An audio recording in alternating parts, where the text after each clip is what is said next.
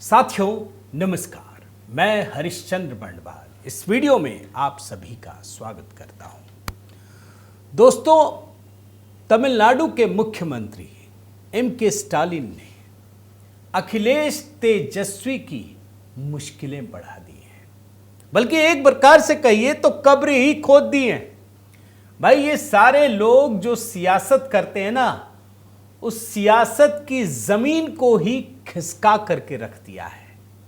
और ये सब कुछ केंद्र सरकार के कदम से हुआ है। दोस्तों, यही है चाणक्य नीति। अमित शाह के बारे में जो लोग कहते हैं ना, आज मैं आपको दिखाता हूं कि वो चाणक्य नीति क्या है। इसमें देश का तो भला होता है, नुकसान ऐसी पार्टियों का हो जाता है जो परिवारवाद के सहारे सत्ता में बने रहना चाहते हैं। हम मजा देखिए दोस्तों, गजब की कहानी है कि जो इंडिया अलायंस आपस में इसलिए एकजुट हुआ था कि वो मोदी के खिलाफ लड़ सके, वो इंडिया अलायंस अब एक दूसरे की ही कब्र खोद रहा है। ये पार्टियां कब्र खोद रही हैं। एक ऐसी कहानी आपको दिखाने जा रहा हूं दोस्तों। हो सकता है हिंदी भाषी लोगों में दक्षिण भारत की कहानी पर इंटरेस्ट कम लोगों का होता है, लेकिन आप देखिएगा जरूर, क्योंकि स्टालिन ने सीधे सीधे हिंदुत्व को चुनौती दी थी। याद है ना, आप भी देते हैं। इनके सुपुत्र दयानिधि स्टालिन, आप जानते हैं ना, सनातन धर्म के उन्मूलन की बात कही थी, खत्म, एलिमिनेशन ऑफ सनातना। तो इसलिए ये कहानी बड़ी जरूरी है। और भारतीय जनता पार्टी और खास करके अमित शाह की रणनीति में कैसे ये फंस गए हैं, ये मैं आपको दिखाना चाहता हूं। मैं आप सभी को प्रणाम करता हूं दोस्तों। जय सिया राम, हर हर महादेव इस कमेंट के साथ शुरू कीजिएगा और दक्षिण भारत की बदलती हुई एक राजनीति पर अपनी भी राय रखिएगा। लेकिन हाँ, मैं आगे बढ़ूं दोस्तों, उससे पहले आपसे निवेदन करता हूं कि होली त्योहार पर, यह बड़ा ही पवित्र त्योहार है हिंदुओं के लिए, बल्कि पूरी दुनिया में जो भी सनातन संस्कृति को मानते हैं उनके लिए मैंने इस पर एक शानदार गीत अपलोड किया है, उड़े गगन में रंग अबीरा। अगर आपने नहीं देखा है तो ज़रूर देखिए और प्रत्येक व्यक्ति तक पहुंचाइए दोस्तों, अपने रिश्तेदारों में, अपने जानकार में, व्हाट्सएप के ज़रिए, फेसबुक के ज़रिए और इंस्टा पर रील भी बना सकते हैं। तो लोगों तक पहुंचाइए ताकि मुझे भी प्रोत्साहन मिल सके। और मैंने इतनी मेहनत की है तो ज़रूर देखिएगा, मैं निवेदन करता हूँ। आइए खबर आपको दिखाता हूँ दोस्तों। आपने इस खबर को देखी कि नहीं, इस समाचार को देखिए, हिंदी न्यूज़ 18 का है ये। आखिर इंडिया ब्लॉक के लिए कैसे विलेन बन गए स्टालिन, राहुल अखिलेश के लिए पैदा हो गया धर्म संकट। एक तरफ कुआं और दूसरी तरफ खाई, यही है उस कहानी का असली मोड़, क्लाइमेक्स। स्टालिन जो कुछ कर रहे हैं, ये भारतीय जनता पार्टी के लिए एक तरीके से हथियार दे रहे हैं। दोस्तों, तमिलनाडु में जब चुनाव होगा, लेकिन उससे पहले तो बिहार में चुनाव है। अखिलेश यादव को इसका जवाब देना पड़ेगा, राहुल गांधी को इसका जवाब देना पड़ेगा कि जो स्टालिन कह रहे हैं, कर रहे हैं, क्या आप उससे सहमत हैं? और बिहार हो, उत्तर प्रदेश हो, हर राज्य के नागरिकों के सामने एक गंभीर प्रश्न चिन्ह खड़ा हो गया है, बल्कि आपके अस्तित्व पर सवाल खड़ा करने की कोशिश की जा रही है। कैसे, आप जानिए। आप खबर जानते हैं दोस्तों, भाषा को लेकर के तमिलनाडु के मुख्यमंत्री पूरी तरह से विभाजनकारी फॉर्मूले पर उतर आए हैं। आप सिर्फ भाषा पढ़िए, आपको समझ में आएगा। Tamil Nadu ready for another language war. Tamil Nadu को हिंदी के खिलाफ एक युद्ध के लिए वो घोषणा कर रहे हैं, ऐलान कर रहे हैं कि तमिलनाडु के लोग खड़े हो जाओ, तैयार हो जाओ एक भाषाई युद्ध के लिए। और ये भाषाई युद्ध किसके खिलाफ? सोचिए, किसी के खिलाफ नहीं, हिंदी के खिलाफ। उर्दू के खिलाफ नहीं है। अभी यहां पर खड़े हो जाएंगे सब, बोलेंगे उर्दू बोलेंगे हम, तमिलनाडु के मुस्लिम, इनको कोई आपत्ति नहीं। हिंदी नहीं होना चाहिए बस।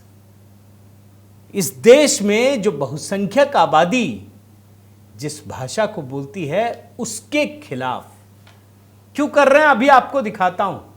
और सिर्फ भड़काते नहीं हैं, इस युद्ध के लिए भारत के भीतर एक राज्य देश के कई राज्यों के खिलाफ युद्ध की घोषणा कर रहा है, आप समझिए।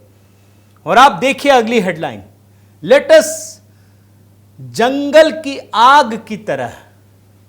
जंगल की आग को क्या बोलते हैं, दावानल या समथिंग कुछ ऐसा बोलते हैं ना। इस तरीके से दहाड़िए युद्ध की यह घोषणा है दोस्तों। और आप जानते हैं ना, जब जवाहरलाल नेहरू प्रधानमंत्री थे, आसपास कोई विरोध की कोई मतलब जिसको बोलते हैं चिंगारी भी नहीं हो सकती। उस समय 1967 में तमिलनाडु के लोगों को भड़काने की कोशिश हुई और भाषाई तौर पर राज्यों का पुनर्गठन हुआ। ये उसी आंदोलन की, उसी आग को भड़काने में लगे हैं, उस युद्ध की घोषणा कर रहे हैं, दुदुम भी बजा रहे हैं। और ये नफरत सिर्फ हिंदी से, आप याद रखिए दोस्तों, मैं भी हिंदी भाषी हूँ, अधिकतर लोग हिंदी भाषी होंगे, लेकिन मुझे हिंदी से जितना प्रेम है उतना ही प्रेम तमिल भाषा से भी है, याद रखिए। मैं तमिल फिल्में देखता हूँ, मैं बल्कि हिंदी फिल्में कम देखता हूँ। मुझे तेलुगु से भी प्रेम है। हाँ, मैं जरूर कहूंगा कि अरबी फारसी हम क्यों प्रेम करें भाई, ये हमारे देश की भाषा नहीं है। लेकिन इनको सिर्फ हिंदी से नफरत है। क्यों है नफरत, ये समझिए। और क्या कह रहे हैं कि आप जितना सरकारी दफ्तर है केंद्र सरकार का, आप हिंदी हटा दीजिए, तमिल को आधिकारिक भाषा बनाइए। चलिए मान लिया तमिल को आधिकारिक भाषा बना दिया, बना दीजिए, मैं तो सरकार से मांग करता हूं भैया, लेकिन इस देश की कितनी बड़ी आबादी तमिल बोलती है। अरे तमिलनाडु में भी हिंदी बोलने वाले लोग मिल जाएंगे, लेकिन तमिलनाडु से आप हट जाइए, आंध्र प्रदेश केरल पहुंच जाइए, क्या तमिल बोलते हैं? वहां भी हिंदी बोलने वाले मिल जाएंगे, अंग्रेजी बोलने वाले मिल जाएंगे। आप कल्पना कीजिए इस देश को किस तरीके से विभाजनकारी, जो इंडिया अलायंस का पूरा मकसद है दोस्तों, और स्टालिन ने जो आग फैलाने की कोशिश की। आप जानते हैं कांग्रेसी तुरंत लपकना चाहते हैं, कर्नाटक में भी भड़काया गया। अब कांग्रेस की तो स्थिति आप जानते हैं ना। अभी राहुल गांधी ने क्या कहा गुजरात में कि कांग्रेस के भीतर भी दो कांग्रेस है। एक कांग्रेस जो है वो भाजपा की बी टीम है, ये खुद राहुल गांधी कह रहे हैं। अब आप सोचिए, कांग्रेस के भीतर भी कई टीम है, जो कर्नाटक में कुछ और कहती है, महाराष्ट्र में कुछ और कहती है। इसका मकसद है कि जहां जो फायदा दिलाए वही कर डालो, केजरीवाल की रणनीति। लेकिन यह रणनीति बहुत लंबे समय तक नहीं चलेगी दोस्तों, नहीं चलेगी। और आज स्थिति इतनी खराब करने की कोशिश की जा रही है, इनको लग रहा है कि ये सरकार में है तो कुछ भी कर देंगे, कुछ भी। अरे चुनाव आने दीजिए, आपको सब एहसास होगा। तमिलनाडु की जनता भी जाग चुकी है, उनका हिंदुत्व जाग रहा है, वो सचेत हो रहे हैं। तो ये भाषा की लड़ाई लड़ा रहे हैं। और पता है क्या कह रहे हैं, ये कैसे भड़का रहे हैं कि अगर आपने हिंदी सीख लिया तो बाकी भाषाएं मर जाएंगी, आपकी भाषा खत्म हो जाएगी। अब देखिए, states accepting Hindi risk losing mother tongue. और अभी अमित शाह दोस्तों गए तमिलनाडु, तो उन्होंने एक ही बात कही स्टालिन से। आप देखिए हेडलाइन, उन्होंने कहा भाषा की लड़ाई करवाते हैं। वो बोलते हैं मैंने तो आपको अधिकार दिया है, और ये मोदी सरकार ने अधिकार दिया है दोस्तों, बड़े ध्यान से सुनिएगा। ये पहली सरकार है, ये पहले प्रधानमंत्री हैं जिन्होंने तमिल को पूरी दुनिया में पहुंचाया है, वो सम्मान दिलाया है। अमित शाह कह रहे हैं कि भाई तुम इंजीनियरिंग और मेडिकल की पढ़ाई तमिल में क्यों नहीं करवाते हो, करवाओ ना। आप समझिए, इनको तमिल से प्रेम होता तो ये तमिल में पढ़वाते, ये तमिल में नहीं करवा रहे हैं, ये अंग्रेजी में करवाते हैं। और जैसे ही भाषा इसकी आती है तुरंत नफरत फैलाने लगते हैं, तुरंत लड़ने लगते हैं। इनको उर्दू से नफरत नहीं है, इनको सिर्फ हिंदी से नफरत है। क्यों? क्योंकि इससे लोगों को भड़काना आसान हो जाता है। अब इससे भी काम नहीं बन रहा है। स्टालिन तो समझ गए हैं कि भैया तमिलनाडु में परिस्थितियां बदल रही हैं, अब हिंदुत्व को लेकर लोगों की चेतना जागृत हो रही है, तो भाषा से काम नहीं बनाते, एक और मुद्दा भड़काने के लिए आ गए। परिसीमन का मामला उठाया, सबको भड़का रहे हैं, बोल रहे हैं कि अरे सब बदल जाएगा, हमारी सीटें कम हो जाएंगी, ये हो जाएंगी, वो हो जाएंगी, हमने आबादी कंट्रोल किया तो हमको इसका नुकसान हो जाएगा, ऐसी ऐसी बातें कर रहे हैं दोस्तों।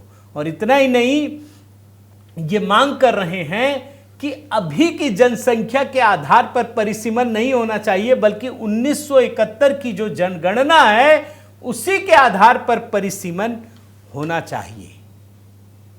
अब स्टालिन बोल तो रहे हैं, लेकिन उनको भी पता है कि ठीक है हम सरकार में हैं तो हमारी गूंज होगी, लेकिन असर हो नहीं रहा है, कुछ भी असर नहीं हो रहा है। तो उन्होंने क्या किया, वो तमिलनाडु के लोगों को बोल रहे हैं कि ज्यादा बच्चे पैदा करो, अब ज्यादा बच्चे पैदा कीजिए। किसने मना किया आपको? किसी ने विरोध भी नहीं किया। आप बोलिए, अच्छा है, ये बोलना भी चाहिए। लेकिन मैं दोस्तों इस सिलसिले में जो ये खबर आप बता रहे हैं ना परिसीमन, मैं आपको एक जर्नलिस्ट हैं पद्मजा जोशी, नेटवर्क TV9 भारतवर्ष की, इन्होंने बड़ा अच्छा आर्ग्यूमेंट दिया है।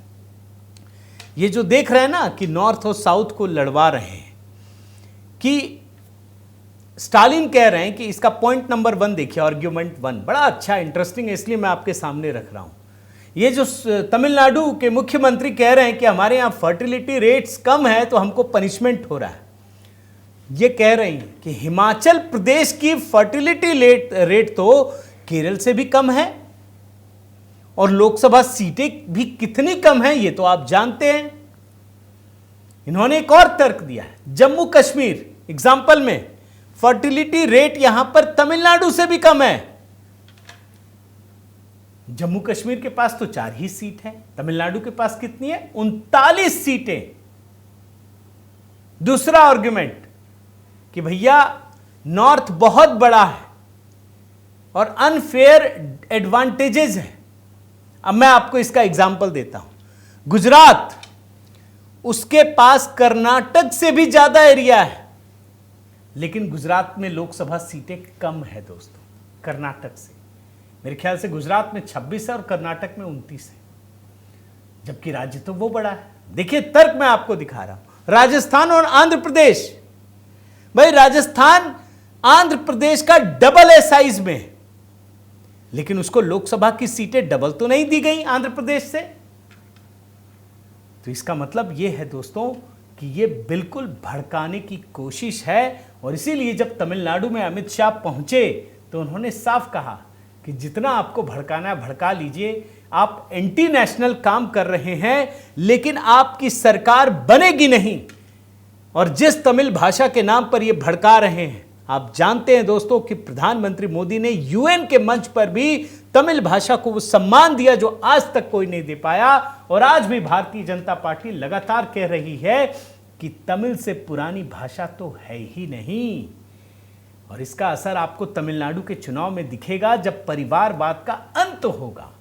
और यही नहीं, भारतीय जनता पार्टी एक और काम कर रही है दोस्तों, इन्होंने अपने कैडर को पहले तो एक अवेयरनेस प्रोग्राम चलाया, अब इनके कैडर घर घर दस्तक दे रहे हैं।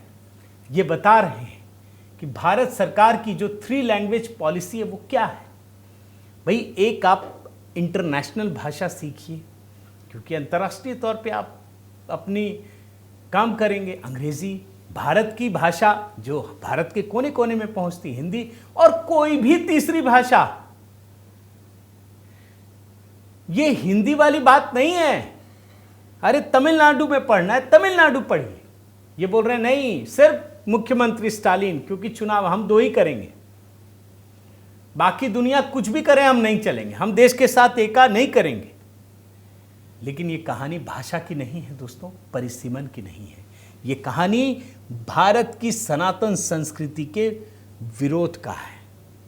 और इसीलिए स्टालिन 6 दशक पुराने जख्म को कुरेदना चाहते हैं। उनको लगता है कि पुराने ही मामले से काम चल जाएगा। मुझे लगता है दोस्तों कि अब नहीं चलने वाला। स्टालिन जो सोच रहे हैं ये वही काम है जो काम कभी बीआरएस के चीफ ने किया, चंद्रशेखर ने।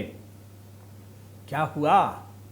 चंद्रशेखर भी खूब मोदी को ललकार रहे थे, स्टालिन भी ललकार रहे, केजरीवाल भी ललकार रहे थे, स्टालिन भी ललकार रहे हैं। बस देखते जाइए दोस्तों, ये जो लड़ाई लड़वाने की एक प्रवृत्ति होती है ना, वो देश की जनता भी देखती है, तमिलनाडु की भी जनता देख रही है, और मुझे उम्मीद है कि इसका उनको पूरा फल चुनाव में मिलेगा।